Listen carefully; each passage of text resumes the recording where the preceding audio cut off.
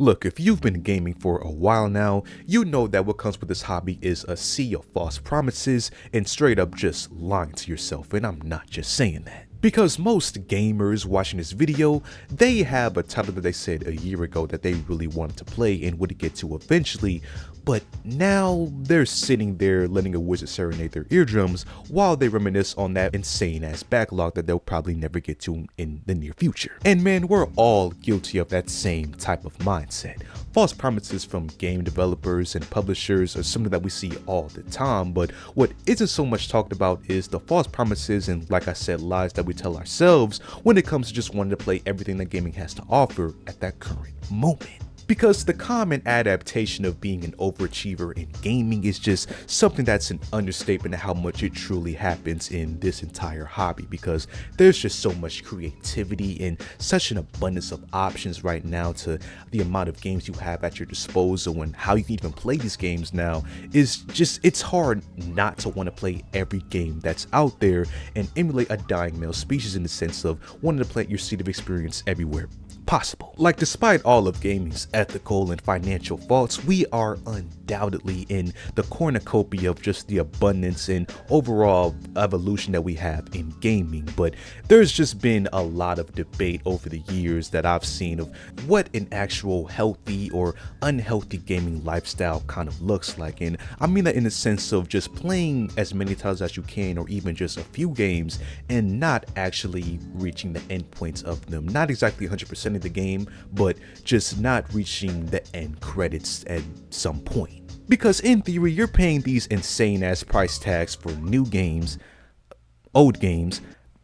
every game, for that complete experience to which you plan to go from A to Z and see what the entire game has to offer in its majority when it comes to like the main storyline or main gist of the game, like I said, to get to the end credits. But since the beginning of the medium, it's always been a talking point as to whether you should strive to get to those end credits, and if not doing that makes the game that you bought just a whole waste of, you know, that title, and if you're actually gaming in a healthy way, like I said. It's some fair arguments that you can make to that side, but when it comes down to it, you can honestly do whatever the fuck you want with the game that you bought with your own money, or if you pirated the game, all rules just go out the window at that point. But legally speaking, as long as you own the game, or as far as the terms and conditions are concerned, you legally rent the game, you can do whatever you want with that title, whether you just want to have it sit there or play it for a while and not actually reach those end credits, to which I want to help anyone that might be on the fence of this thinking as to whether they're, you know, going about gaming in the wrong way,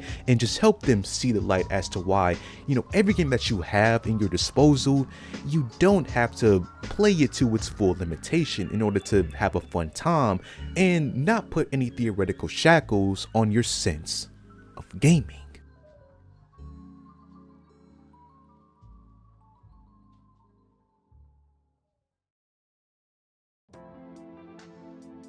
So to start off, I think it's best if I combat that main argument that people have against not beating games, and that's the fact that people think it's a waste of money if you play a game only halfway or just not see it to its full completion, which is a decent argument for some people depending on how you see games, but at the same time it just pokes hole at the whole argument of having freedom in this whole hobby and just what it means to play games at all. Because I just have to urge and remind you that no matter how many billboards or how big gaming gets or how mainstream it is, gaming is just a big ass luxury plaything. It's a big ass toy, no matter how many subscriptions that you pay for or, you know, begging to differ on that. Obviously, gaming is an escape, and for some games, just a whole experience that transcends what a traditional, you know, just pick up and play title really means. But at the same time, these things aren't required in your life, and they're there to give you some level of fun or maybe just distract you in your time of need. So how you choose to go about experiencing these tailor-made experiences is completely up to you, and just because a game might be designed to have a linear experience doesn't mean that you have to follow code on that and just completely play it the way that it was intended from start to finish if you know you don't want to. Because hell, some games already just have enough content at some point in the game to where by like a midpoint, you might not even want to experience the rest of the game because you feel like you've done, you've had enough of whatever this title has to offer for you. And for my example, I want to use the game of Assassin's Creed Valhalla. This 2020 Ubisoft released experience, because there's just no way in hell I can call this an Assassin's Creed, has a 20+ hour story and hundreds of hours plus of just side content and DLC that people have complained for years that they just tapped out at some point in time in that whole development cycle, and they just had their fill at some point along, not even finishing the story. And I mean, more power to Ubisoft, because they obviously aim to make a game that could be experienced for a long ass time and not just be a pick up and play title like a lot of their older games. But at the same time, it kind of worked against them because people just didn't end up beating that game if they picked it up in 2020, and that's okay. As long as they had their experience and enjoyed what they did play of that title, then that should be enough to satiate those gamer needs of that time period. But I mean, who are we kidding? That is the best case scenario for dropping a game before you get to the end credits, because the more common reason I see for a lot of players like refunding and stopping playing a game is because it just stops being compelling at some point in time, and they may cease playing the title because of frustration. And I saw a lot of that in the Tears of the Kingdom subreddit around the time when the game got released, because players, they didn't really adjust well to the whole difficulty scaling from the last game, since it was basically the same game of Breath of the Wild. But because this title had so much more difficulty scaling, especially with the moblins when you don't have any armor, players that grew up with Breath of the Wild on Wii U or the original game on Switch might not have enjoyed the new atmosphere of, the sequel title, and also just the whole new gameplay mechanics that might have made it a little bit more complicated even more. And it always circles back to the main argument that as long as you paid for it or illegally obtained it yourself, you can do whatever you want with the game, whether that's getting rid of it, just stop playing it and letting it get dust on your shelf, or just continuing playing it and actually beating it if that's what you want to do. Because even if you don't want to play it at that current moment and you might want to come back to it later, you can do that shit too. So whatever you see fit for your investment is all up to, your decision making. And then picking up from what I just said, I think it's important to understand that gaming isn't a race, and if you want to pick up a title and put it down just to experience it in the near future, then that's obviously okay, because you can pick up a game whenever you want to and experience it at any point in time. Like, going back to what I said about making false promises to yourself, one of the main issues I had with my gaming lifestyle that I even had up to this current year was telling myself that I was going to have a schedule on the games that I play and how I beat them. Like, I would tell myself that I'm going to play this Mario game, then Xenoblade Chronicles X is going to come out, and then maybe I'll play another random game, and then by that time the Nintendo Switch 2 is going to be out and we'll be all okay. But that's just not realistic. Obviously, life happens and unexpected things just come up in your life, and you might end up wanting to play a game and getting it done in 1 week, but that 1 week might fuck around and turn into 1 year. It's crazy out here. Or hell, not even just life, maybe your emotions change. Maybe, like I said, you get to a point in the game where it's just not compelling anymore, and then you just want to throw away the game and play it some other time or not play it at all. So having the freedom and will to just put a game down and understand that you don't have to pick this game up again if you don't want to, or the better case scenario, just play the game at some other point in time because you want to have another experience, is just a powerful thing to really just understand and forge into your mind. Because while it is a neat thing to have some sort of plan going forward as far as what games you want to play just out of excitement, it's really interesting to how fast your interests change when something more exciting just presents itself in your face. Like, by the time Grand Theft Auto 6 comes out, I guarantee you that collectively as a human race species that we're going to drop whatever the fuck we're doing and play that title just when it comes out, because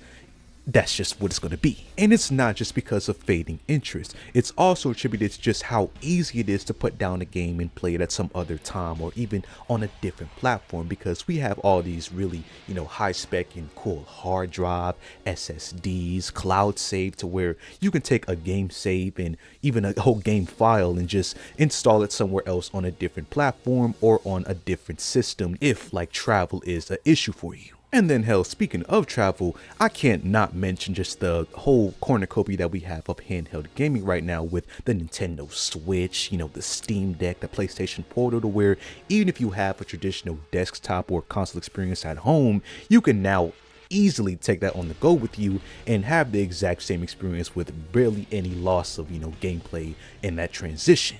So taking advantage of the ease of modern gaming and picking it up and putting it down is something that I think all players should participate in, because you shouldn't have any imaginary peer pressure on your back to want to experience a game as fast as you can, because some titles are just meant for you to, you know, experience as a slow burn, titles like the Atlas games, to where there's just so much story and so much freaking dialogue in that title that you would miss out on a lot if you just skip through it. So pacing yourself to get through that experience and to really enjoy it and take it in, pause, is a necessity when it comes to enjoying gaming. And then for my final point of not needing to beat every game that you play, that is really directed at the people that indulge in this type of thing or want to indulge in it, is just really to understand that it's okay to just collect video games and, you know, video game memorabilia if it's older or more newer. It's okay to just own it and not do anything with it or barely experience it at all. Now, the topic of game collecting is something that I won't expand upon today, because I have an entire video planned talking about the lore of that expensive ass hobby. But what I will say is that just owning some video games, especially of the older generation that you might have owned as a kid or wanted to own as a kid, maybe you just like the display options of having it in your room, or, you know, just knowing you have it is just enough for some people. It can be for cosmetic reasons. Maybe you just want to have it for the investment and just having shit like graded games and, you know, that whole debacle of stuff. I personally don't have a collection of games that I don't play or haven't played at some point in time, but I do know that whenever I go into like a retro game store, even some GameStops that have a big ass just wall of games and just their game spawns, there's just something comforting and just awfully, I would say, like, inspiring to see that just wall of games and all those amazing titles and just the pure fun and work that's been put into this entire hobby that you just want to be around. And hell, not even just the work of the developers and the publishers of those games, but also just the work of the person that put together that insane display. Because, you know, whenever I see my miniature Nintendo Switch collection, I'm proud of just the fact that I was able to get these games, because there was a point in time when I saw the game prices and I said that I would never pay those prices. But then again, you know, I love to make a fool out of myself. But still, even in the age where physical games just aren't as prevalent and we have even a whole digital just access of pretty much every title out there, some people I do know like to keep record of some games just digitally and physically, just to have for maybe storage and, you know, archive reasons, to where the whole preservation of games is a whole movement that's gaining traction over the years, as we see time and time again more games just being lost to the ether for whatever reason. But then again, I say all of what I said in today's video just to say that it does not matter. What you do in your gaming lifestyle is completely up to you. If you spend your time playing games and just doing the collectibles of those titles, like maybe funding like the extras, whatever it is in that title, that's completely on you, man. You just can't let any public opinion or maybe any limiting thoughts that you might have just sway you or put you in a box when it comes to having fun in video games. Understand that enjoying a game doesn't have one definition. Even though a game might, you know, have a certain way that they want you to play it, it doesn't mean that you have to play it like that or even play it at all the way through. Because gaming just hasn't evolved and had so many new ideas poured into them over the years, just for you to have the same limitations that you did from the last few generations. So whatever game that you want to play, whether it's in its entirety or not, I think that playing that title however you see fit is the best way to enjoy gaming to its fullest.